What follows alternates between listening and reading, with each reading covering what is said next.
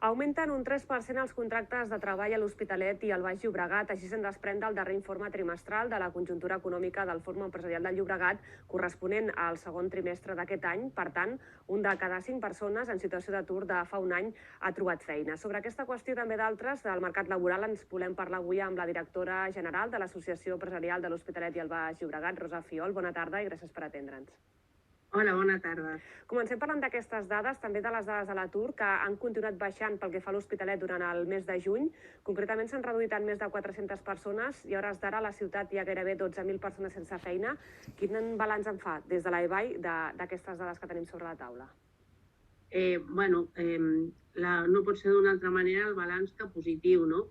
Perquè són unes circumstàncies que per les empreses no són gens fàcils, tenen un entorn molt insegur, molt canviant, uns costos no previstos. Cada dia quan aixequen la persiana no saben el preu de la llum, ni del gas, ni tantes coses, no? I dintre d'aquest entorn, que ja et dic que és molt inestable i amb grans incògnites, entre elles el cost, que s'estigui contractant i que d'alguna manera estigui baixant l'atur de la ciutat, no pot ser més que una valoració molt, molt positiva, perquè realment les empreses estan fent un gran esforç per tirar endavant, per sortir d'alguna manera aquest atzucac que ens vam trobar amb la Covid i que ara encara ha provocat més inestabilitat aquesta guerra que tenim aquí a la cantonada, no? I que és una mica nostra. Llavors, jo crec que és una bona senyal, però tampoc ens hem de quedar aquí, no? Estem satisfets, sí, però segueixen havent molts mils de persones amb atur a la ciutat, també a Catalunya, i per una altra banda ens trobem que les empreses diuen que no troben el personal que necessiten, amb la qual cosa hem de fer alguna cosa, perquè hi ha persones, evidentment que hi ha persones de llarga durada a l'atur, que són persones que tenen un grau d'ocupabilitat molt baix i que són amb les que has de treballar més perquè hi ha més dificultat per inserir-se, no? Però jo crec que podríem trobar maneres i formes, segurament no una gran solució, sinó moltes petites, per a aquestes persones cada vegada poder anar-les inserint. I per una altra banda, aquesta queixa permanent que tenen les empreses de no trobar el personal que necessiten ve motivat, una, perquè estem en dues transformacions, la transformació digital i l'ecològica, no?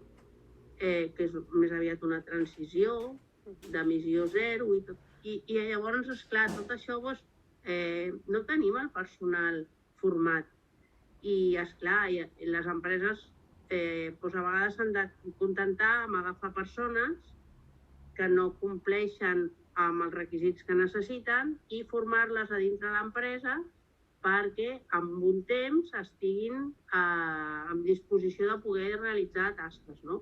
I això jo crec que es tindria que fer fora.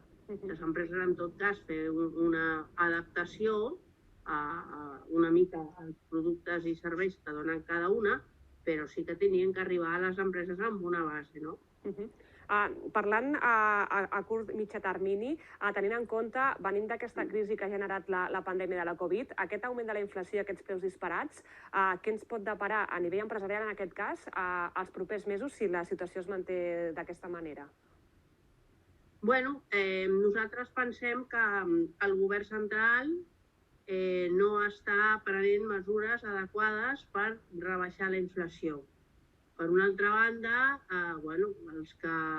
la bola de vidre no la té ningú, però sí que és evident que a vegades quan un actua per intentar solucionar un problema, aquell problema no s'arregla d'un dia per un altre, però sí que amb el temps es va arreglant, no? Llavors és el que li demanem al govern central, no? Que actuï de forma adequada i que per nosaltres no ho està fent, i que, evidentment, pensem que el 10,2% que es va arribar, si no recordo malament, d'inflació el mes passat, jo crec que anirà baixant. però fins a quan i a on a final d'any no ho sé. Algú baixarà 2 o 3 punts, espero.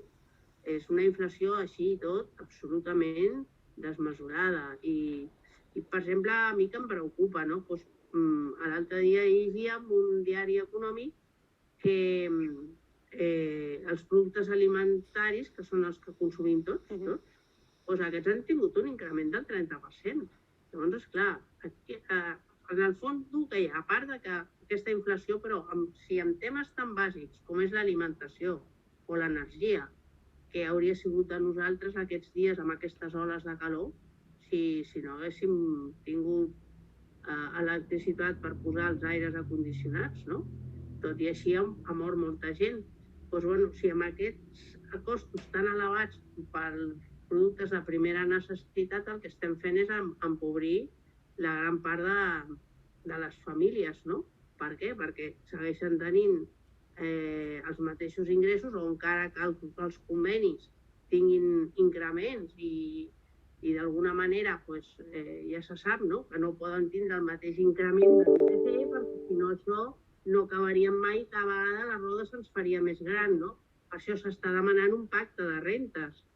Ja som conscients que les famílies estan perdent poder adquisitiu, però no ho podem traslladar tot en els sous, perquè això el que provoca és encara més inflació en el país. Però el que demanem també és responsabilitat al govern i que inclús ell, quan gasti d'una altra manera, no? Perquè, bueno, realment està tenint uns ingressos extraordinaris que, doncs, bueno, tampoc hi comptava i crec que és una mica escandalós, no? També llegia l'altre dia, no? El no haver deflectit les retencions de renta en els espanyols ha fet incrementar l'ingrés a l'Estat d'un 30%.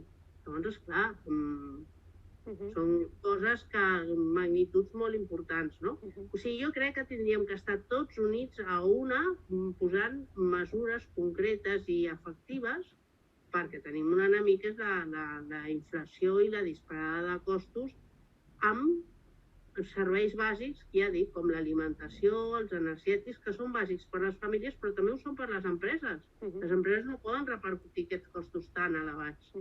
Doncs estarem pendents de tot plegat. Rosa Fiol, directora general de l'AEBAI. No tenim temps per més, com comentaven, seguirem parlant en altres ocasions sobre com està el mercat de treball i cap a on estem evolucionant. Que vagi molt bé i bones vacances. Gràcies, igualment per vosaltres. Bon estiu.